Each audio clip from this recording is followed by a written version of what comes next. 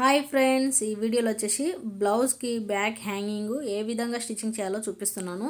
ఇక్కడ నేను pink colour వచ్చేసి 4 ఇంచెస్ ఎడల్పు 4 ఇంచెస్ పొడవు ఉండేటట్టుగా సమానంగా ఉండేటట్టుగా చూసుకోవాలండి.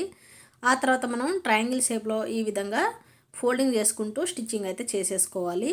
అలాగే ఆరెంజ్ కలర్ క్లాత్ అయితే నేను 3.5 ఇంచెస్ ఎడల్పు 3.5 ఇంచెస్ పొడవు అని తీసుకున్నాను. దీనికి సెంటర్ పాయింట్లో ఈ విధంగా పెట్టేసుకొని జాయింట్ అయితే చేసేస్తున్నానండి కదలకుండా ఉండడానికి. ఆ తర్వాత మనం డోరీ అనేది ప్రిపేర్ చేసుకున్నాం కదా, ముందుగానే నేనైతే ప్రిపేర్ చేసుకున్నాను. అది వచ్చేసి మనం సెంటర్ పాయింట్కి పెట్టేసుకొని ఇలా ఫోల్డింగ్ చేసుకొని స్టిచ్చింగ్ అయితే చేసుకోవాలి. కొత్తగా డిజైన్ అయితే మనకి రెడీ అయిపోతుంది. ఇప్పుడు ట్రెండింగ్లో నడుస్తున్న న్యూ లట్కన డిజైన్ అయితే మనకి చాలా నీట్గా రెడీ అయిపోతుందండి. వీడియో నచ్చితే లైక్ చేసి ఛానల్ని సబ్స్క్రైబ్ చేసుకోండి. ఈ ఫ్లవర్స్ మీకు ఎలా అనిపించిందో కామెంట్ అయితే చేయండి ఫ్రెండ్స్.